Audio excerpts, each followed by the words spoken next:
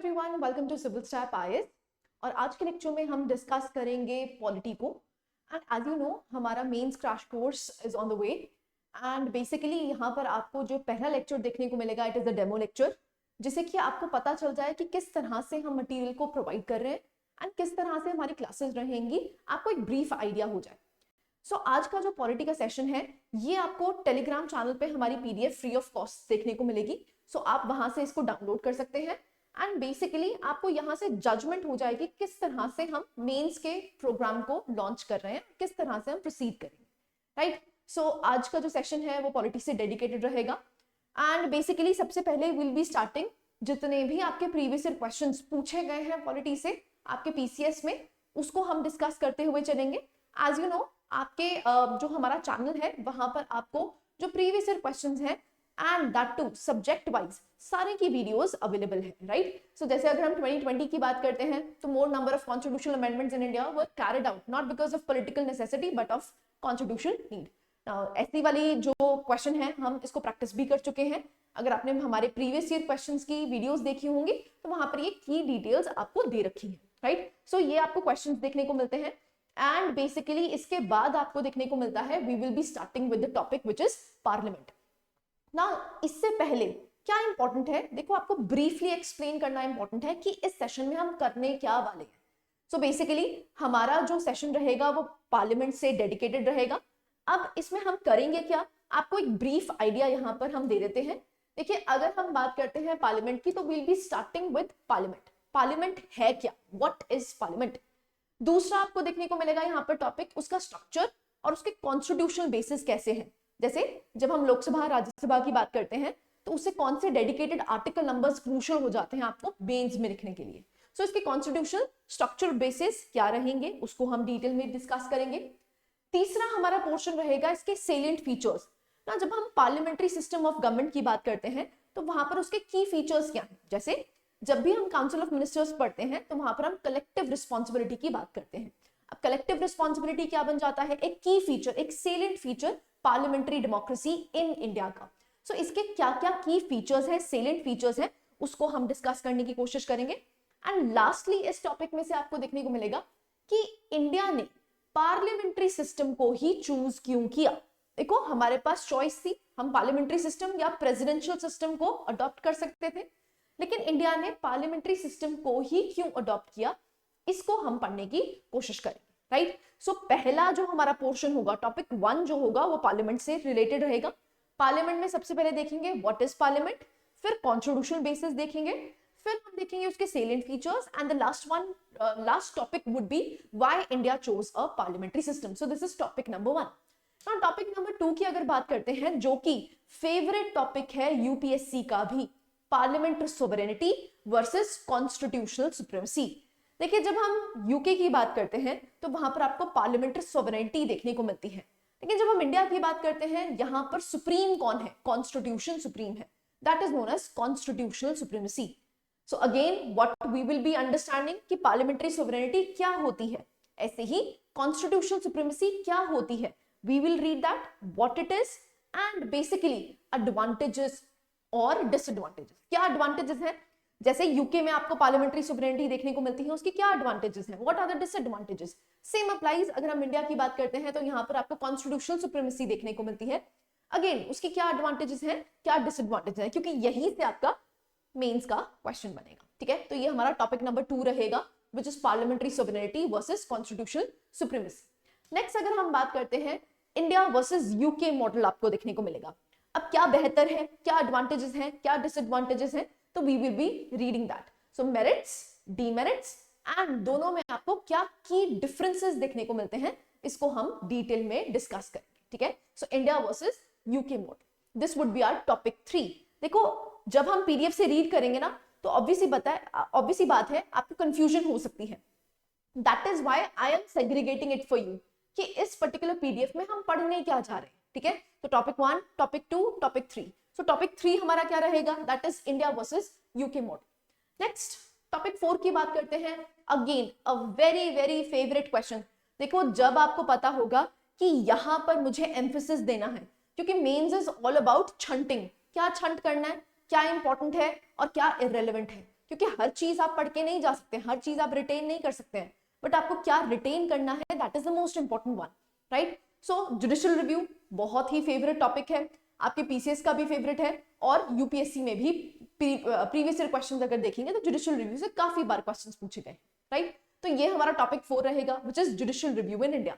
Now constitution provisions क्या है, जैसे हम आर्टिकल 13 की बात करते हैं, जहां पर जुडिशियल रिव्यू लिखा तो नहीं हुआ है, लेकिन जुडिशियल रिव्यू आपको इंप्लाइडली देखने को मिलता है, आर्टिकल 32, आर्टिकल 226, राइट। सो ये सारे इंपॉर्टेंट हो जाते हैं, तो we will be reading that constitution provisions क्या है, इसकी इंपॉर्टेंस क्या है, वेरी इंपॉर्टेंट। अगर हम जुडिशियल रिव्यू की बात करते हैं, दो ऐसी टर्म्स जो आपको अपने कॉन्स्टिट्यूशन में देखने को नहीं मिलती हैं, जैसे एक जुडिशियल रिव्यू क्या कहीं पर भी एक्सप्लिसिटली मेंशन्ड है, नहीं, इम्प्लिसिटली मेंशन्ड है। Same applies basic structure doctrine. ना बेसिक स्ट्रक्चर डॉक्ट्रिन की बात करते हैं, it is one of the most fundamental things that we have developed, ठीक है, हमारे कॉन्स्टिट्यूशन में नहीं है, लेकिन फिर भी हमारा कॉन्स्टिट्यूशन एक लिविंग डॉक्यूमेंट किसकी वजह से है, it is because of the basic structure. And basic structure का इजाद कहां से हुआ, जुडिशियल रिव्यू। क्लैरिटी है।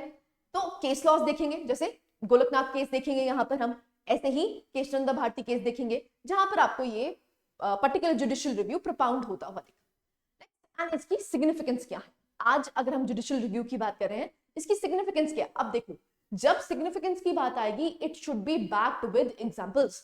अगर आप एग्जांपल्स कोट नहीं कर रहे हैं, जैसे अगर हम एनजीटी की बात करते हैं, MC Mehta versus Union of India, again important बन जाता है। तो केस लॉ से, अगर आपको केस लॉज आते हैं, आप आराम से उसकी इंपॉर्टेंस लिख सकते हैं, उसकी सिग्निफिकेंस लिख सकते हैं। क्लैरिटी है। तो ये हमारा रहेगा आपका टॉपिक 4, राइट।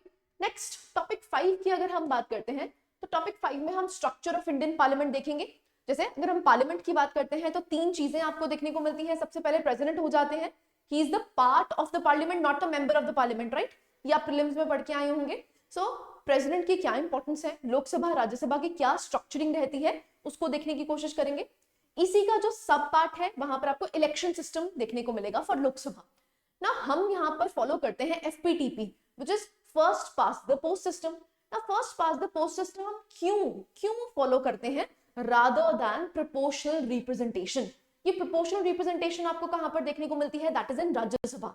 जहां पर भी इनडायरेक्ट इलेक्शंस होते हैं, वहां पर हम क्या फॉलो करते हैं, प्रोपोर्शनल रिप्रेजेंटेशन। लेकिन जहां पर भी डायरेक्ट इलेक्शंस आपको देखने को मिलते हैं, वहां पर सभी जगह हम क्या फॉलो करते हैं, FPTP, which is first past the post system. ना हमने ये सिस्टम ही क्यों अडॉप्ट किया, क्या इसकी एडवांटेजेस हैं और क्या इसकी डिसएडवांटेजेस हैं, we will be learning about that, ठीक है। सो ये बन जाता है आपका स्ट्रक्चर ऑफ इंडियन पार्लियामेंट, ये हमारा टॉपिक 5 बनता है। नेक्स्ट आता है आपका topic 6, and this would be the last topic जो आपको डेमो लेक्चर में देखने को मिलेगा, that is membership of the parliament. ना मेंबरशिप ऑफ द पार्लियामेंट की बात करते हैं, तो सबसे पहले देखेंगे क्या क्या चीजें क्वालिफाई करती हैं कि किस तरह से आप एक मेंबर बन सकते हैं हाउस का। अगर हम मेंबर ऑफ लोकसभा की बात करते हैं, उसके लिए एलिजिबिलिटी क्राइटेरिया आपके कॉन्स्टिट्यूशन में दे रखा है।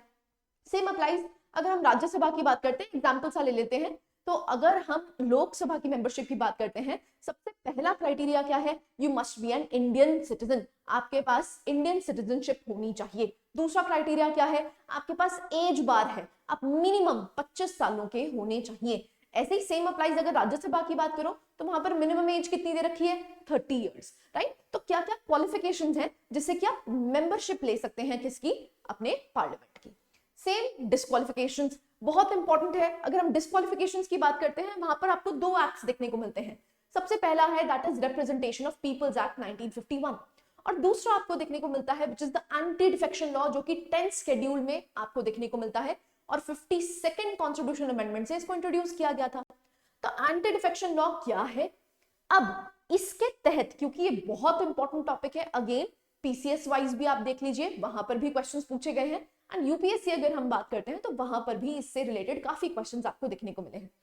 तो हम डिस्कस करेंगे कि ये क्या है, इसके केस लॉज क्या आपको देखने को मिलते हैं। जैसे एक लैंडमार्क केस है Kihoto Hollohan versus Union of India, आपको देखने को मिलता है ना। किहोतो हॉलोहन केस में क्या कहा गया था कि स्पीकर का जो डिसीजन है, it is now under the ambit of judicial review. तो उसका क्या इंपैक्ट आपको देखने को मिला है, उसको हम रीड करने की कोशिश करें, राइट। सो जुडिशरी का क्या रोल रहा है, सो जुडिशरी का आपको रोल क्या देखने को मिलता है, उसको हम डिस्कस करने की कोशिश करेंगे। And the last one which is very very crucial, which is role of speaker. Speaker का क्या रोल रहा है, क्या इसकी एडवांटेजेस डिसएडवांटेजेस है जिसकी वजह से सुप्रीम कोर्ट को यहाँ पर इंटरवीन करना पड़ता है। एंड नाउ एंटी डिफेक्शन की अगर बात करते हैं, it is open to judicial review. This would be our last topic, right. तो बेसिकली हम 6 टॉपिक्स कवर कर रहे हैं, मेजर टॉपिक्स हैं जिसमें से काफी सारे क्वेश्चंस पूछे गए हैं। तो we will be starting with topic 1। Topic 1 में क्या क्या आपको सब पार्ट्स देखने को मिलेंगे। आई होप आपको अब ब्रीफली यहां पर पता चल गया हो कि इस पीडीएफ से हम चाह क्या रहे, हमारे कौन कौन से पोर्शंस आपको इस पीडीएफ में देखने को मिलेंगे, right. So will be starting with the PDF now. I hope आपको क्लैरिटी हो जाएगी किस तरह से हम अप्रोच करने वाले हैं, ठीक है जी। Okay, let's start with this. So आप यहां पर देख सकते हैं, अगर हम पार्लियामेंट की बात करते हैं तो एज आई टोल्ड यू हमने कहां से स्टार्ट करना था, what is parliament, right. So basically अगर हम पार्लियामेंट की बात करते हैं तो ये क्या बन जाती है, supreme federal legislature of India. So again keyword क्या है यहाँ पर, supreme federal legislature of India. So basically ये क्या एम्बॉडी करती है, ये पार्लियामेंट बनी ही किसकी वजह से है, it is the will of the people. लोग चाहते हैं तभी आपको ये पार्लियामेंट देखने को मिल रही है। क्लैरिटी है, ठीक है। सो पहला यही पोर्शन था हमारा, व्हाट इज पार्लियामेंट। दूसरा हमारा था दैट इज द सेलिएंट और the structure and constitutional basis. So अगर हम आर्टिकल नंबर्स की बात करते हैं, देखो अब यहां पर ये क्रूशियल हो जाता है। अगर आप आर्टिकल नंबर्स नहीं लिखेंगे आपको मेंस में नंबर नहीं मिलेंगे। तो अगर आपसे कॉन्स्टिट्यूशनल बैकिंग या कॉन्स्टिट्यूशनल वैलिडिटी पूछी जाती है कि पार्लियामेंट आपको कहां पर देखने को मिलता है, तो that becomes crucial. Just a second, okay.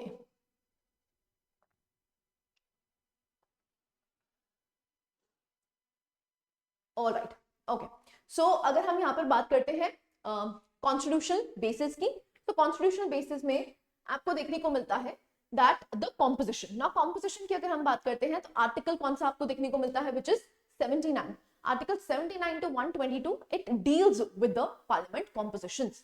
Procedure बताया गया है एंड किस तरह से यहाँ पर प्रिविलेजेस दी जाएंगी वो भी आपको एक्सप्लेन किया गया है, राइट। सो आप देख सकते हैं यहाँ पर प्रेसिडेंट, लोकसभा और राज्यसभा, ये 3 कंपोनेंट्स आपको पार्लियामेंट के देखने को मिलते हैं, राइट।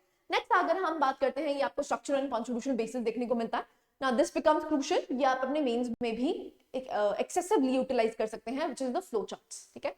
नाउ थर्ड टॉपिक हमारा था द सेलिएंट फीचर्स, जहां से आपका फेवरेबल टॉपिक बन सकता है। What are the salient features of Indian parliament. So पहला फीचर बन जाता है responsible government. As I told you, जब भी हम काउंसिल ऑफ मिनिस्टर्स की बात करते हैं तो वहां पर आपको कलेक्टिव रिस्पॉन्सिबिलिटी देखने को मिलती है। ना कलेक्टिव रिस्पॉन्सिबिलिटी का मतलब क्या है, they will swim and sink together. That means यहां पर अकाउंटेबिलिटी किसके सिर है, that is council of ministers के सिर। सो आप देख सकते हैं the executive which is the council of ministers is answerable to the lower house of the parliament which is the Lok Sabha. दूसरा आप देख सकते हैं डुअल एग्जीक्यूटिव है। ना डुअल एग्जीक्यूटिव का मतलब क्या है, एक आपको डिफैक्टो रूलर देखने को मिलता है, एक डिजोर। ना डिफैक्टो रूलर की अगर हम बात करते हैं सो आपको देखने को मिलते हैं वो कौन है, प्रधानमंत्री, प्राइम मिनिस्टर। लेकिन वहीं अगर हम डिजोर की बात करते हैं जिसको हम नॉमिनल हेड कहते हैं, वो कौन है, it is the president of India, right.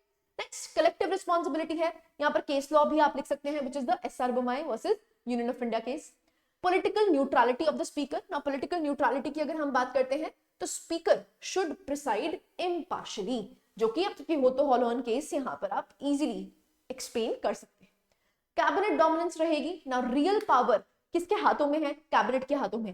Cabinet basically क्या है, काउंसिल ऑफ मिनिस्टर्स का भी एक सबसे छोटा पार्ट जिसमें आपको मोस्ट क्रूशियल मिनिस्टर्स देखने को मिलते हैं, उसको कहा जाता है कैबिनेट, ठीक है। तो हमारे यहाँ पर भी आपको कैबिनेट सिस्टम देखने को मिलता है, स्पेशली जो पीएम ऑफिस आपको देखने को मिलता है, it has gained the influence, right. So ये की फीचर्स आप आराम से डायग्रामेटिकली भी एक्सप्लेन कर सकते हैं, राइट।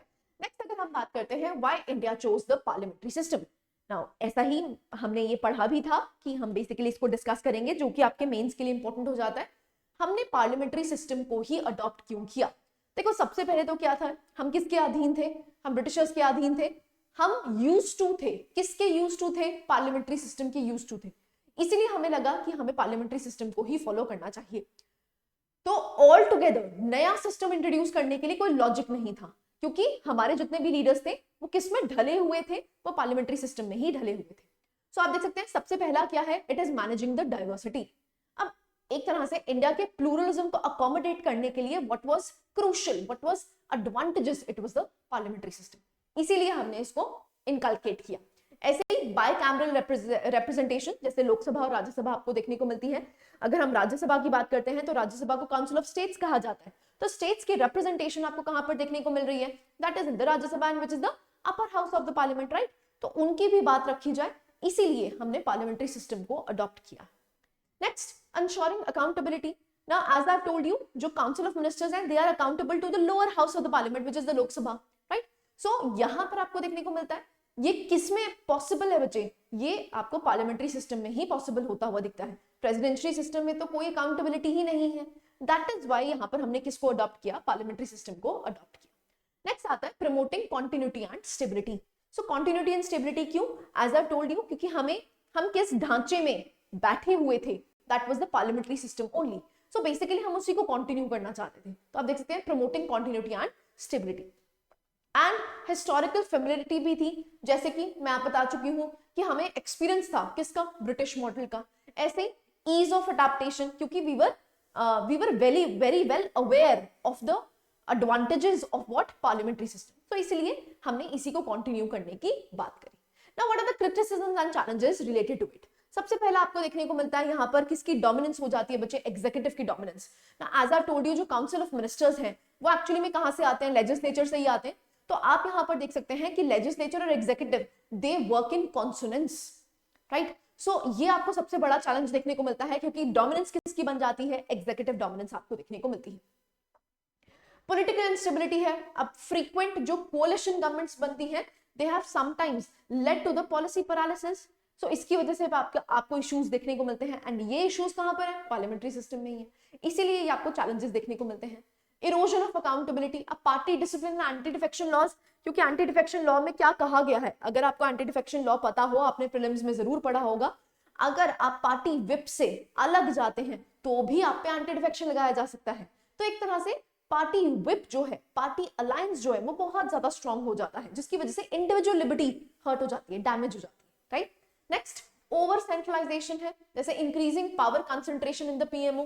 तो प्राइम मिनिस्टर के ऑफिस में सारी पावर्स आपको इनकलकेट होती हुई दिखती है, that is also an issue, right?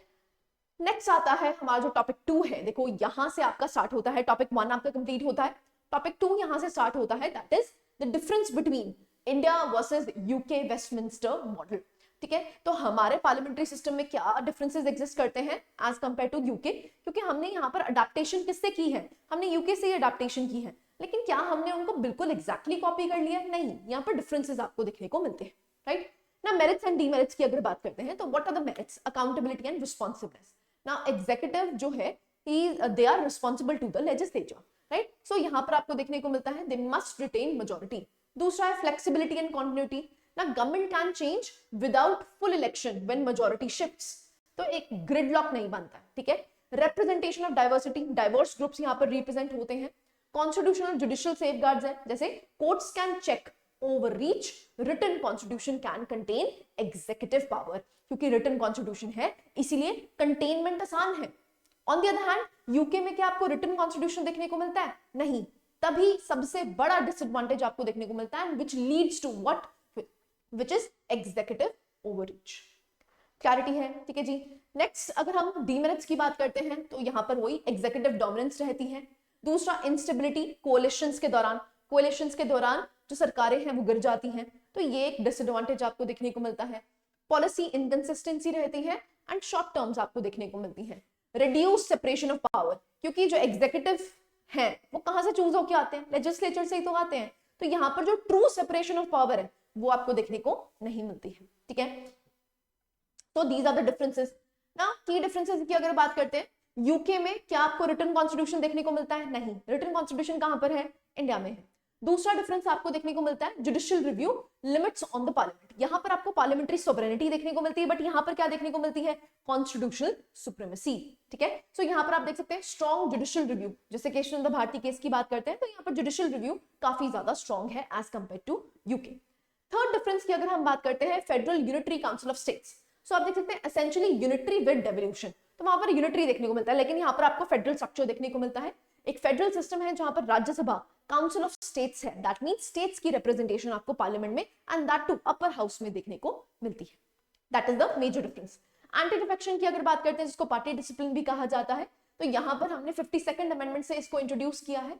लेकिन अगर हम यूके की बात करते हैं तो वहां पर ऐसा एज सच कोई फॉर्मल प्रोसीडिंग्स नहीं है। जैसे यहाँ पर आपको एंटी डिफेक्शन देखने को मिलता है, वहां पर आपको एंटी डिफेक्शन देखने को नहीं मिलता है, ठीक है। So no formal anti defection constitutional law, right. So recent judgments आप यहाँ पर देख सकते हैं, जैसे इंडिया में साइमल्टेनियस इलेक्शन बिल प्रपोजल चल रहा है, ऐसे ही supreme court statements on basic structure and supremacy of the constitution, that is the key difference, क्योंकि वहां पर आपको पार्लियामेंट्री सुवरेनिटी देखने को मिलती है, यहाँ पर आपको कॉन्स्टिट्यूशनल सुप्रीमेसी देखने को मिलती है, which is our third topic too, ठीक है। ये हमारा थर्ड टॉपिक भी बन जाता है। तो parliamentary sovereignty versus constitutional supremacy. ना parliamentary sovereignty as the name suggest, यहाँ पर पार्लियामेंट को सुप्रीम माना जाता है, इंडिपेंडेंट है, फुली इंडिपेंडेंट है, right. So parliamentary sovereignty refers to the supreme and unrestrictive legislative authority of the parliament. ये एक तरह से अज्यूम करता है उस डॉक्ट्रिन को कि यहां पर जो लोग रिप्रेजेंट कर रहे हैं वो रिप्रेजेंटेशन किसकी है, it is the will of the people. तो उनके हाथों में सबसे ज्यादा पावर रहनी चाहिए, इसीलिए आपको देखने को मिलता है यूके में क्या फॉलो किया जाता है, parliamentary sovereignty. On the other hand अगर हम अच्छा आप इसके फीचर्स देख सकते हैं, जैसे अनलिमिटेड लेजिस्लेटिव पावर रहती है, दूसरा कोई जुडिशियल रिव्यू आपको देखने को नहीं मिलता है, कोई रिटन लिमिटेशन नहीं है जैसे आपको यूके में देखने को मिलता है, कोई रिटन कॉन्स्टिट्यूशन नहीं है। ऐसे फोर्थ फ्लेक्सिबिलिटी है, अब पार्लियामेंट क्या कर सकती है, अडेप्ट कर सकती है laws according to the changing social environment. जैसे जैसे सोशल एनवायरनमेंट चेंज करेगा अडेप्टेशन करना आसान है, ठीक है। So these are some of the features that you can say parliamentary sovereignty की देखने को मिलती है। जैसे यूके, न्यूजीलैंड दोनों में ही आपको पार्लियामेंट्री सोवरेनिटी देखने को मिलती है, राइट। सो एडवांटेजेस क्या है, डिसएडवांटेजेस क्या है, देखो फ्लेक्सिबिलिटी है, लेकिन डिसएडवांटेज की बात करते हैं तो एक तरह से मेजॉरिटी टायरनी हो सकती है। कैसे, वहां पर जो सरकार बना के बैठी है, जो भी पार्टी बना के बैठी है, अब उसके पास सुप्रीम पावर है, कल को वो जो चाहे चेंज करना चाहे वो कर सकती है। तो वहां पर आपको मेजॉरिटी टायरनी का एक डीमेरिट, एक डिसएडवांटेज देखने को मिल रहा है, ठीक है। कंसंट्रेशन ऑफ पावर, एक तरह से जो पार्टी रूल कर रही है उसके हाथों में बहुत ज्यादा पावर आ जाती है, तो कॉन्स्टिट्यूशनल सुप्रीमेसी जो है वो नेसेसिटी बन जाती है, राइट। दैट इज व्हाई हमने क्या फॉलो किया है, which is constitutional supremacy. India में आपको क्या देखने को मिलता है, रिटन कॉन्स्टिट्यूशन देखने को मिलता है। अगर कोई भी कॉन्स्टिट्यूशनल आइडियल्स को ब्रीच किया जाता है, कौन इंटरवीन करता है, it is the judiciary. That is why judiciary को क्या कहा जाता है, it balances legislature and executive. Checks and balances के लिए क्या इंपॉर्टेंट है, जुडिशरी इंपॉर्टेंट है, right. So that is constitutional supremacy. So it is said कि कॉन्स्टिट्यूशन जो है वो ultimate law of the land बन जाता है। तो फीचर्स क्या है, सुप्रीम लॉ है, यहाँ पर जुडिशियल रिव्यू इजीली क्रिएट किया जाता है, आराम से इसको प्रिमेसी दी जाती है, right. Protection of rights and limited legislature आपको देखने को मिलता है। लेजिस्लेचर के पास पावर तो है लेकिन कोई अनलिमिटेड पावर नहीं है। यहाँ पर एक बार लगा दिया गया है, और वो बार किसने लगाया, जुडिशरी ने। किस में लगाया, केशवानंद भारती केस में, ठीक है जी। सो आप एडवांटेजेस डिसएडवांटेजेस देख सकते हैं कॉन्स्टिट्यूशनल सुप्रीमेसी के, and this completes your topic, ठीक है। सो अगर हम टॉपिक वाइज चलेंगे, देखो आपको सिंपली कीवर्ड्स याद करने, क्योंकि आप उसको फ्रेम तो इजीली कर सकते हैं, but you need to remember कि आपको वहां पर मेन जो की टर्म्स हैं वो पता, ठीक है जी। ओके, नेक्स्ट टॉपिक आता है हमारा जुडिशियल रिव्यू का, बहुत ही इंपॉर्टेंट है। अगर हम इसके कॉन्स्टिट्यूशनल बेसिस की बात करते हैं, आपको आर्टिकल नंबर्स याद रखने हैं, 13, 32, 226 एंड 142। 142 के तहत क्या है कि यहाँ पर सुप्रीम कोर्ट क्या दे सकता है, डायरेक्टिव्स दे सकता है कंप्लीट जस्टिस करने के लिए। तो आर्टिकल 142 में भी आपको जुडिशियल रिव्यू का एक स्कोप देखने को मिलता है। देखो judicial review as a term is nowhere written, but इसका इंप्लाइड वर्जन आपको कहां पर देखने को मिलता है, आर्टिकल 13, ठीक है। सो आर्टिकल्स आप यहां पर लिख सकते हैं। बेसिक स्ट्रक्चर डॉक्ट्रिन ने भी जुडिशियल रिव्यू को इजाद किया। सो इसकी सिग्निफिकेंस क्या है, जैसे हमने केस लॉज के बारे में पढ़ा, केशवानंद भारती केस आपको देखने को मिलता है, उन्होंने ही क्या इंट्रोड्यूस किया, बेसिक स्ट्रक्चर डॉक्ट्रिन को इंट्रोड्यूस किया। मिनर्वा मिल्स केस की अगर बात करते हैं, एक तरह से रीअफर्म किया गया कि judicial review it is a part of basic structure. That means यहां पर आपको कॉन्स्टिट्यूशनल सुप्रीमेसी को मेंटेन करते हुए जुडिशरी एक एक्टिव रोल निभाती है, ठीक है जी। नेक्स्ट शंकरी प्रसाद केस आपको देखने को मिलता है। सो इनिशियली पार्लियामेंट की जो पावर है to amend the constitution was absolute, लेकिन केशवानंद भारती केस में ये कहा गया भाई एब्सोल्यूट नहीं है, यहां पर हम क्या कर सकते हैं, हम जुडिशियल रिव्यू ले सकते हैं, ठीक है जी। सो ये आपका टॉपिक कंप्लीट होता है जुडिशियल रिव्यू का। अगेन इसमें केस लॉज इंपॉर्टेंट हो जाते हैं एंड सिग्निफिकेंस इंपॉर्टेंट हो जाती है, ठीक है जी। ओके, नेक्स्ट टॉपिक है हमारा which is the structure of Indian parliament. Now structure की अगर बात करते हैं, एज आई टोल्ड यू, हमारा जो इंडियन पार्लियामेंट है वो 3 चीजों से बना हुआ है, एक प्रेसिडेंट है, एक लोकसभा है और एक राज्यसभा है, ठीक है। सो वहीं से आपको देखने को मिलता है। So role of the president, सबसे पहले क्या है, कॉन्स्टिट्यूशनल ड्यूटीज है इनकी, जैसे जो प्रेसिडेंट है वो कॉन्स्टिट्यूशनल फंक्शंस निभाते हैं, जैसे कि समन करना, ऐसे ही प्रोरोग करना या फिर डिसॉल्व करना लोकसभा को, ये सारी पावर्स किसके हाथों में है, वो प्रेसिडेंट के हाथों में, ठीक है। नेक्स्ट सिंबॉलिक है, क्योंकि ये कैसे है, he is the डिजोर ruler, nominal ruler है। दो पावर सारी किसके हाथों में है, प्राइम मिनिस्टर के हाथों में, लेकिन किसके दौरान, मतलब किसके थ्रू करवाई जाती हैं वो powers, that is the president, ठीक है। Communication and recommendations and disqualification matters के लिए भी, जैसे अगर हम कॉन्स्टिट्यूशनल डिस्क्वालिफिकेशन की बात करते हैं तो कॉन्स्टिट्यूशनल डिस्क्वालिफिकेशन कौन करता है, इट इज द प्रेसिडेंट, ठीक है। सो प्रेसिडेंट डिस्क्वालीफाई भी कर सकता है। ऐसे ही राज्यसभा की बात करते हैं, एक फेडरल कैरेक्टर को मेंटेन करने के लिए हमने अपर हाउस बनाया है, which is also known as the council of states. So आप देख सकते हैं, अगर स्ट्रेंथ की बात करते हैं 250 मेंबर्स आपको देखने को मिलते हैं, जिसमें से 238 रिप्रेजेंट करते हैं स्टेट्स को, यूनियन टेरिटरीज को, और 12 नॉमिनेटेड मेंबर्स आपको देखने को मिलते हैं। इलेक्शन प्रोसेस की अगर बात करते हैं तो एज आई टोल्ड यू, क्योंकि यहाँ पर इनडायरेक्ट इलेक्शंस होते हैं, तो यहाँ पर कौन सा मेथड फॉलो किया जाता है, proportional representation by means of single transferable vote, right. Union territories representation, nominated members आपको देखने को मिलते हैं। सेम अप्लाइज लोकसभा की बात करते हैं, तो कॉम्पोजिशन की अगर बात करते हैं, आर्टिकल बहुत इंपॉर्टेंट है, आर्टिकल 81 के तहत आपको लोकसभा देखने को मिलते हैं। 550 मेंबर्स हैं, 543 members and 524 representing the states and 19 union territories.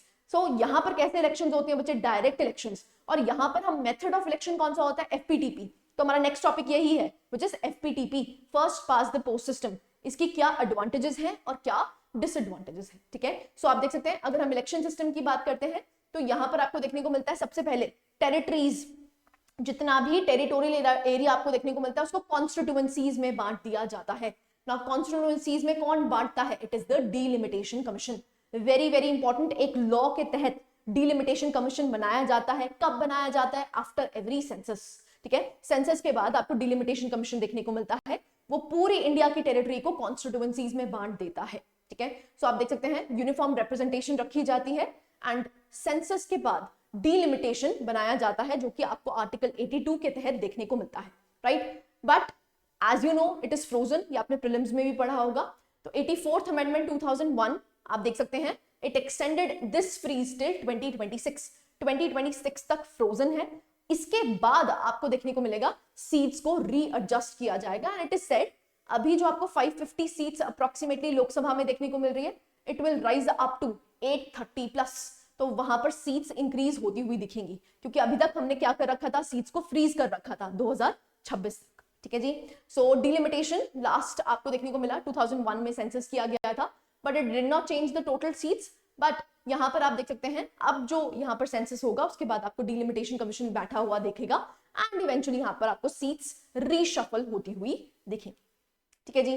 Reservation करी जाती है एससीज एंड एसटीज के लिए एंड बेसिकली यहाँ पर जो हम सिस्टम इंपोज करते हैं which is known as the FPTP, first past the post system, right. Now यहाँ पर क्या है, क्या आपको 50% सीट्स चाहिए, नहीं, आपको 50% सीट्स नहीं चाहिए। जो भी इंडिपेंडेंट कैंडिडेट, इंडिविजुअल कैंडिडेट यहाँ पर majority highest number of votes लेगा, उसी को यहाँ पर उस कॉन्स्टिट्यूएंसी का मालिक माना जाएगा, ठीक है। सो आप देख सकते हैं, the candidate with the highest number of votes wins the elections, ठीक है। now limitations क्या है, तो आप देख सकते हैं, it can lead to two party dominance, जो आपको इंडिया में भी देखने को मिलती है। Though we have a multi party system, बहुत सारी पार्टीज एग्जिस्ट करती हैं, लेकिन डोमिनेटिंग पावर्स कौन सी हैं, दो ही, ठीक है। तो टू पार्टी डोमिनेंस यहाँ पर आपको देखने को मिलती है। Candidate can win without any majority support, majority support तो है ही नहीं, सिर्फ यहाँ पर क्या है, आपको मैक्सिमम नंबर ऑफ वोट्स चाहिए, ठीक है। नेक्स्ट, इनकरेजेस टैक्टिकल वोटिंग, सो जो वोटर्स हैं वो सिलेक्ट करते हैं लेस अनडिजायरेबल कैंडिडेट, ठीक है। फोर्थ आ जाता है, that is can create regional disparities, ये रीजनल डिस्पैरिटीज क्रिएट कर सकता है। नेक्स्ट कम्स प्रोपोर्शनल रिप्रेजेंटेशन, सो ये आपको इनडायरेक्ट इलेक्शंस में देखने को मिलता है, जहां पर भी हमारे यहाँ पर इनडायरेक्ट इलेक्शंस होते हैं वहां पर आपको प्रोपोर्शनल रिप्रेजेंटेशन देखने को मिलती है, ठीक है। Now why PR was not adopted, proportional representation हमने लोकसभा के लिए अडॉप्ट क्यों नहीं किया, यहां से क्वेश्चन बन सकता है। सो पहली बात कंप्लेक्सिटी है और हमारे यहाँ पर लो लिटरेसी रेट्स आपको देखने को मिलते थे, जिसकी वजह से इजियर वे को अडॉप्ट किया गया है which is the FPTP, right. Unsuitable for parliamentary system, high costing आ जाती है। No provision for by elections, कोई बाय इलेक्शंस नहीं हो सकते, तो वहां पर आपको इश्यूज देखने को मिलते हैं। reduces the personal collection so between the voters and the representatives and minority focused policies पे focus किया गया, तो इसीलिए हमने क्या चूज किया, which is FPTP, ठीक है, so that is why we chose FPTP, right? Next आता है ड्यूरेशन, बहुत आसान है, अगर हम राज्यसभा की बात करते हैं क्या उसको डिसॉल्व किया जा सकता है, नहीं, इट इज नॉन डिसॉल्वेबल हाउस, ये आप प्रीलिम्स में पढ़ के आए हैं। लोकसभा की अगर बात करते हैं तो it is subject to dissolution, ठीक है। ऐसे ही अगर हम बात करते हैं राज्यसभा की initial retirement after 2 years decided by draw of lots, ठीक है। ऐसे ही अगर हम बात करते हैं तो ऐसी कोई अरेंजमेंट आपको लोकसभा में देखने को मिलती है, वहां पर आपको फिक्स्ड 5-year टर्म देखने को मिलती है। क्लैरिटी है। Now comes the last topic which is the membership of the parliament. Now membership की बात करते हैं तो 2 भागों में इसको डिवाइड कर सकते हैं, पहला क्वालिफिकेशंस फिर डिस्क्वालिफिकेशंस देखेंगे। नाउ डिस्क्वालिफिकेशंस में आपको एक एक्ट देखने को मिलता है which is the most important one which is representation of people's act, ठीक है। तो रोपा एक्ट पढ़ेंगे एंड एंटी डिफेक्शन लॉ पढ़ेंगे, ठीक है। नाउ अगर हम मेंबरशिप की बात करते हैं तो आर्टिकल नंबर इंपॉर्टेंट हो जाता है विच इज आर्टिकल 84 एंड 102, ठीक है। नाउ अगर हम यहाँ पर क्वालिफिकेशंस की बात करते हैं विच इज अंडर आर्टिकल 84, तो सबसे पहला आपको देखने को मिलता है you must be a citizen of India, ठीक है। चाहे लोकसभा हो चाहे राज्यसभा का मेंबर हो, सबसे पहला क्राइटेरिया क्या है, you must be a Indian citizen. दूसरा oath and affirmation, so you must subscribe to an oath और अफर्मेशन, किसके सामने, it is authorised by the election commission. तो थर्ड शेड्यूल में ओथ एंड अफर्मेशंस दे रखी हैं। नाउ अगर हम अदर क्वालिफिकेशंस की बात करते हैं, जस्ट सेकंड, हाँ जी, सो अगर हम अदर क्वालिफिकेशंस की बात करते हैं तो वो कहां पर दे रखी है, that is representation of people's act 1951, ठीक है। तो जैसे these laws regulate the voter registration, किस तरह से वोटर रजिस्ट्रेशन आपको देखने को मिलेगी, ऐसे ही प्रोसीजर्स क्या रहेंगे, क्या डिक्लेरेशन करनी है एसेट्स की, ये सारी आपकी कॉन्स्टिट्यूशनल प्रोविजंस बन जाती है, राइट, सॉरी स्टैट्यूटरी प्रोविजंस बन जाती हैं। वो स्टैट्यूटरी प्रोविजंस कहां दे रखी हैं, रिप्रेजेंटेशन ऑफ पीपल्स एक्ट, ठीक है। नाउ डिस्क्वालिफिकेशन की अगर बात करते हैं, देखो डिस्क्वालिफिकेशन अगेन दोनों प्रक्रियाएं आपको देखने को मिलती हैं which is the constitution as well as the anti defection, ठीक है। So article 102 clause 1 of the constitution and representation of people's act 1951 and जो 52nd अमेंडमेंट से हमने क्या इंट्रोड्यूस किया, इट इज एंटी डिफेक्शन, ठीक है। सो आप देख सकते हैं कॉन्स्टिट्यूशनल डिस्क्वालिफिकेशंस क्या है, अगर आप क्या होल्ड कर रहे हो, ऑफिस ऑफ प्रॉफिट, अगर आप ऑफिस ऑफ प्रॉफिट होल्ड कर रहे हो तो यहाँ पर आपको डिस्क्वालीफाई किया जा सकता है। कौन डिस्क्वालीफाई करेगा, प्रेसिडेंट डिस्क्वालीफाई करेगा, किसकी रिकमेंडेशन पे करेगा, it is the recommendation of the ECI. तो ईसीआई रिकमेंड करते हैं और प्रेसिडेंट आपको रिमूव कर सकते हैं, डिस्क्वालीफाई कर सकते हैं। क्लैरिटी है। ऐसे ही दूसरा क्राइटेरिया जिसके बेसिस पे आपको डिस्क्वालीफाई किया जा सकता है which is of unsound mind. अगर आप कोई अनसाउंड माइंड के हैं and it is declared by the court, तो यहाँ पर आपको डिस्क्वालीफाई किया जा सकता है। अगेन कौन डिस्क्वालीफाई करेगा, प्रेसिडेंट डिस्क्वालीफाई करेगा, किसकी रिकमेंडेशंस पे करेगा, ईसीआई के रिकमेंडेशंस पे करेगा, ठीक है। नेक्स्ट आता है अनडिस्चार्ज्ड इंसॉल्वेंट है, तो अगर आप अनडिस्चार्ज इंसॉल्वेंट हो चुके हैं तो भी आपको डिस्क्वालीफाई किया जा सकता है। लॉस ऑफ सिटीजनशिप, अब आपने सिटीजनशिप या तो फ्रॉडुलेंटली लिए हो या फिर आपके पास लॉस ऑफ सिटीजनशिप है, तब भी आपको डिस्क्वालीफाई किया जा सकता है। And any other law which is made by the parliament, अगर पार्लियामेंट कोई और लॉ बना देती है डिस्क्वालिफिकेशन के लिए तो आप उस पर्टिकुलर क्राइटेरिया से भी डिस्क्वालीफाई हो सकते हैं। एंड इसी को यूटिलाइज करते हुए पार्लियामेंट ने क्या बनाया, सबसे पहला representation of people's act. Representation of people's act में आपको qualifications as well as disqualifications दोनों देखने को मिलती है। सेक्शन 8 की अगर बात करते हैं तो वहां पर आपको डिस्क्वालिफिकेशंस देखने को मिलती है। तो आप देख सकते हैं डिस्क्वालिफिकेशंस आपको पूरी लिस्ट दे रखी है जो कि रिप्रेजेंटेशन ऑफ पीपल्स एक्ट में बनी है। वेरी वेरी इंपॉर्टेंट, आपको ये सेक्शन नंबर भी याद होने चाहिए। सेक्शन 8 की अगर बात करते हैं, अगर कोई भी ऑफेंस के लिए कन्विक्शन हुई है, जैसे हेट स्पीच, करप्शन, डाउरी, प्राइबरी, लेकिन यहां पर क्या है, कन्विक्शन है। कन्विक्शन मतलब आपको दोषी करार पाया गया है, ठीक है। तो आपको क्या किया जा सकता है, डिस्क्वालीफाई किया जा सकता है, 6 सालों के लिए आपको डिस्क्वालीफाई कर दिया जाएगा। Next 8A which was found guilty of corrupt practices, कोई करप्ट प्रैक्टिसेस आप अगेन आप गिल्टी पाए गए हैं, ट्रायल नहीं है, आपके कन्विक्शन हो गया है, ठीक है। तो as decided by the president, president यहां पर डिसाइड करेंगे। Next dismissal from the government service for corruption, आपको गवर्नमेंट सर्विस से निकाला गया है करप्शन या डिसलॉयल्टी के लिए, तो भी आपको डिस्क्वालीफाई किया जा सकता है। फाइनेंशियल इंटरेस्ट है आपका किसी भी गवर्नमेंट कॉन्ट्रैक्ट्स में, तो भी डिस्क्वालीफाई किया जा सकता है। अगर आप कोई भी ऑफिस होल्ड कर रहे हैं जिसमें गवर्नमेंट का होल्ड कितना है, 25% से ज्यादा है, मतलब गवर्नमेंट इंटरेस्ट है, तो यहाँ पर आपको डिस्क्वालीफाई किया जा सकता है। ऐसे 10A की बात करते हैं, failure to file election expenses. अगर जितना आपने इलेक्शन में खर्चा किया है आपको फाइल करना पड़ता है किसके सामने, इलेक्शन कमीशन ऑफ इंडिया के सामने, तो अगर वो आप फाइल नहीं कर रही हैं तो अगर इनकेपेबल हैं तो भी आपको डिस्क्वालीफाई किया जा सकता है, ठीक है। ऐसे 11A की बात करते हैं, conviction for electoral mall practices. मान लो बूथ कैप्चरिंग कर लिया आपने, ठीक है, और आप गिल्टी पाए गए हैं, कन्विक्शन हो गई है आपकी, तो भी आपको डिस्क्वालीफाई किया जा सकता है, ठीक है। तो ये सारा किसमें था, representation of people's act. Again very very important, ये जो सेक्शंस हैं they become very very crucial, चाहे 8 हो, चाहे 8A, 9, 9A, 10, 11 सारे ही बहुत ज्यादा क्रूशियल हो जाते हैं, राइट। नेक्स्ट आता है विच इज एंटी डिफेक्शन। देखो 10th शेड्यूल हम सभी पढ़ के आए हैं, प्रीलिम्स में आपने यहाँ पर लर्न किया होगा कि किस बेसिस पे यहाँ पर डिस्क्वालीफाई किया जाता है, राइट। तो 10th शेड्यूल में आप देख सकते हैं यहाँ पर देखो, जब तो कॉन्स्टिट्यूशनल डिस्क्वालिफिकेशन है या रिप्रेजेंटेशन ऑफ पीपल्स एक्ट के तहत डिस्क्वालिफिकेशन है, डिस्क्वालीफाई करता कौन है, it is the president, president करता है डिस्क्वालीफाई, राइट। लेकिन ऑन द अदर हैंड जब हम 10th शेड्यूल की बात करते हैं तो यहाँ पर डिस्क्वालिफिकेशन की पावर किसको दे रखी है, स्पीकर, ठीक है। इसलिए रोल ऑफ स्पीकर बहुत क्रूशियल हो जाता है, ठीक है। तो आप देख सकते हैं ग्राउंड्स ऑफ डिस्क्वालिफिकेशन क्या है, अगर आप वॉलंटरी रिजाइन कर देते हो अपनी पार्टी से तो आप पे एंटी डिफेक्शन लगाया जा सकता है। अगर आप पार्टी विप के अकॉर्डिंग नहीं चलते हैं, वोट वायलेशन करते हैं, तो वहां पर आपको डिस्क्वालीफाई किया जा सकता है।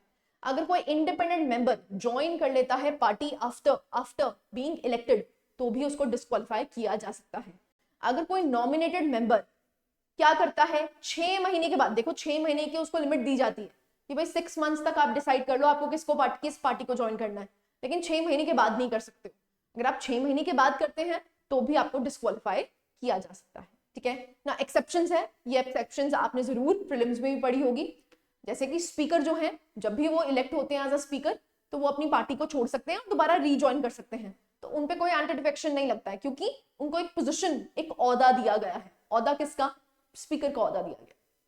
दूसरा है मर्जर, अगर 2/3 पार्टी मेंबर्स किसी और पार्टी से मिलना चाह रहे हैं तो वहां पर एंटी डिफेक्शन नहीं लगता है, यही सबसे बड़ा लूप होल है, ठीक है। तो जो महाराष्ट्र में आपको देखने को मिला वहां पर आपको देखने को मिलता है ये मर्जर की वजह से, ये एक्सेप्शन की वजह से ही वो बच गए, ठीक है। सो आप देख सकते हैं अथॉरिटी कौन है, तो एज आई टोल्ड यू यहाँ पर फाइनल डिसीजन किसका होगा, स्पीकर का होगा, ठीक है। Speaker in Lok Sabha and chairman in Rajya Sabha.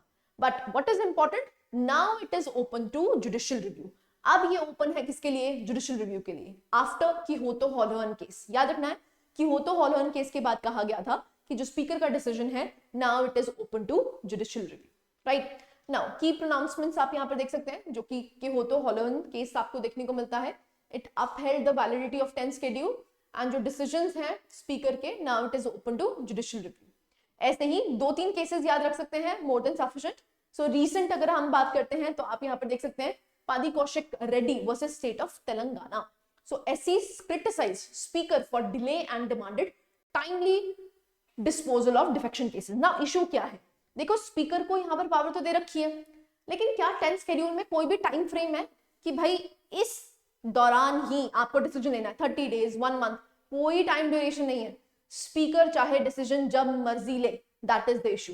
तो सुप्रीम कोर्ट ने यहाँ पर एक तरह से क्रिटिसाइज भी किया था किसके रोल को, स्पीकर के रोल को, ठीक है। तो recent and notable political examples जैसे एकनाथ शिंदे का फैक्शन, तो ये मैं आपको बता भी चुकी हूँ, ये एक तरह से 10th शेड्यूल की एक्सेप्शन को क्या करता है, लूप होल क्रिएट करता है। सेम अप्लाइज मणिपुर की अगर बात करते हैं तो SC removed a minister who continued in office despite a pending disqualification petition, emphasizing timely decision making by the speaker, right. So key amendments क्या है, 91st amendment से, तो as I told you it deleted the split provision, अब क्या है, merger provision है, तो इसलिए इसको remove कर दिया गया था। So retained only the merger provision, ठीक है, तो ये retain किया गया है। Limited the size of council of ministers, ये आप पढ़ के भी आए होंगे 91st constitutional amendment से, जो council of ministers की मैक्सिमम लिमिट है बच्चे वो कितनी कर दी है, इट इज 15%, ठीक है। तो याद रखना है 15% of the total strength of the house, right. So reform proposals क्या है, जैसे बहुत सारे इलेक्शन कमीशन ने भी सजेस्ट किया है कि इसमें रिफॉर्म्स की जरूरत है। सबसे पहला, स्पीकर का रोल क्या होना चाहिए, इंडिपेंडेंट होना चाहिए, he is an independent authority and the election commission to ensure the impartiality. Basically it is said कि स्पीकर का जो रोल है उसको हटा के हम किसके साथ इसको इंट्रोड्यूस कर सकते हैं, इलेक्शन कमीशन, ठीक है। नेक्स्ट आता है restricting the whip system only to confidence and money bills. तो बेसिकली जो विप है, जो पार्टी विप जारी किया जाता है, वो किसके लिए हो, सिर्फ और सिर्फ किसके लिए हो, मनी बिल्स और कॉन्फिडेंस के लिए, दैट्स इट। हर जगह इसको लगाने की जरूरत नहीं है। क्यों लगाने की जरूरत नहीं है? क्योंकि आपकी इंडिपेंडेंस खत्म हो जाती है, freedom of speech and expression खत्म हो जाता है। इसीलिए इट इज सेड कि जो विप है वो सिर्फ किसके लिए हो, that is confidence and money bills के लिए। तीसरा, सेटिंग स्टैट्यूटरी टाइम लिमिट्स।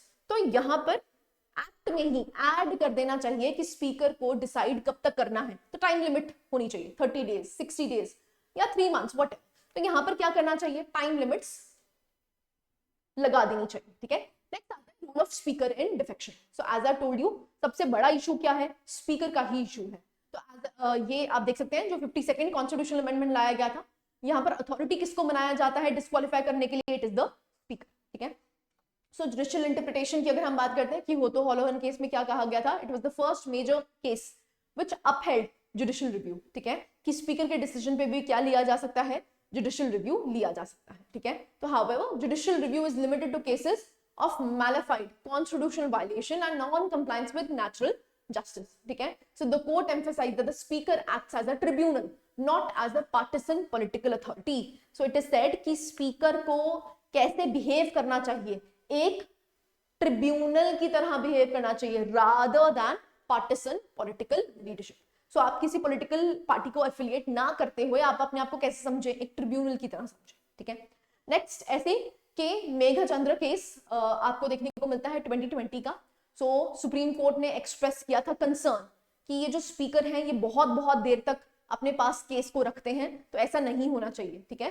तो they should decide the case with in 3 months. तो यहाँ पर 3 महीने का टाइम लिमिट दिया गया था। The court also suggested the creation of N independent tribunal. क्या बना दो, एक इंडिपेंडेंट ट्रिब्यूनल बना दो जिसमें जो हेड करा जाए किससे, रिटायर्ड सुप्रीम कोर्ट जज से, to decide the defection cases. तो बेसिकली इट वाज सेड कि स्पीकर से ये पावर को छीन के हम क्या करते हैं, एक ट्रिब्यूनल बना, एक इंडिपेंडेंट ट्रिब्यूनल बना, ठीक है। तो ये आपको केस लॉ याद रखना है। ऐसे ही ब्रॉडर ऑब्जर्वेशन की अगर हम बात करते हैं तो क्या यहाँ पर सुप्रीम कोर्ट ने ऑब्जर्वेशन दी है, the court has repeatedly reminded that speakers authority is derived from constitutional trust and hence must be exercised impartially, swiftly and transparently. Now it is said कि भाई ये जो पावर है वो आपको एक अथॉरिटी से दी गई है, वो अथॉरिटी कहाँ लिखी गई है, कॉन्स्टिट्यूशन में। तो भाई जब आप कॉन्स्टिट्यूशनल सुप्रीमेसी को मान रहे हैं, एक कॉन्स्टिट्यूशनल अथॉरिटी पे बैठे हैं, तो आपकी जिम्मेवारी बनती है कि आप स्विफ्टली डिसीजन लें। ऐसा नहीं है कि आपको डिसीजन नहीं ले रहे हैं या पार्टी पॉलिटिक्स प्ले कर रहे हैं, तो आपको एक इम्पार्शियल हेड बनते हुए यहाँ पर डिसीजंस लेने हैं, ठीक है जी। सो ये ब्रॉडर पर्सपेक्टिव बन जाता है। तो आप देख सकते हैं कि supreme court rulings on anti defection, कि होतो हॉलन केस देखने को मिलता है, कि मेघचंद्र केस देखने को मिलता है, ब्रॉडर ऑब्जर्वेशन जो सुप्रीम कोर्ट की आपको देखने को मिली है। ना डिबेट्स एंड प्रपोजल्स, अब क्या बोला गया है कि ठीक है भाई स्पीकर जो है वो डिले करता है, अब what is the way forward, क्या करना चाहिए हमें, ठीक है। तो आप देख सकते हैं concerns over partisanship. Now it is said कि जो स्पीकर है, क्योंकि वो एक मेजॉरिटी पॉलिटिकल पार्टी से होता है, इसलिए वो किसकी अकाउंटेबिलिटी, उसकी अकाउंटेबिलिटी किसकी आ जाती है, अपनी पार्टी की आ जाती है, तो वो इशू है, ठीक है। तो कंसर्न्स ओवर पार्टिसनशिप। दूसरा है इंस्टीट्यूशनल एंड रिफॉर्म प्रपोजल्स, जैसे कि all India presiding officers conference, it discussed balancing speaker's dignity with the accountability. So basically it is said कि ये ट्रांसफर कर दो जो एडजुडिकेटरी पावर्स हैं from speaker to an independent tribunal, जो कि सुप्रीम कोर्ट ने भी कहा था कि एक इंडिपेंडेंट ट्रिब्यूनल बना दो जिसमें कौन हो, रिटायर्ड सुप्रीम कोर्ट जजेस, ठीक है। Next, balancing dignity and neutrality. अब स्पीकर क्या है, न्यूट्रल रोल निभाए, है ना, तो इसलिए बैलेंसिंग एक्ट की बहुत ज्यादा जरूरत है। And then you can conclude, simple सा आप कंक्लूजन दे सकते हैं कि जो स्पीकर का रोल है डिफेक्शन केसेस में, it is crucial to maintain the moral and political discipline. Moral and political discipline को मेंटेन करने के लिए जो स्पीकर का रोल है वो बहुत ज्यादा अहम हो जाता है।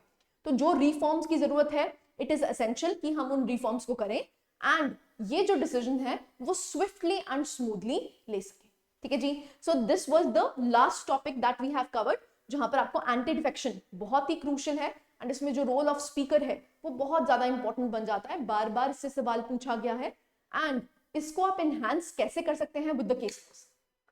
क्लैरिटी है। तो हमारा टॉपिक लास्ट टॉपिक था, हमारी जो वीडियो है यहाँ पर एंड होती है। सो बेसिकली आप पूरी वीडियो को देखिए, आप इनको पार्ट्स में डिवाइड कीजिए एंड किस तरह से आप स्ट्रक्चरिंग कर सकते हैं अपने आंसर की, और किस तरह से आपको सिलेबस कंप्लीट करना है, ये आप यहाँ से जज कर सकते हैं, right? So this was it from my side. I hope you like the lecture.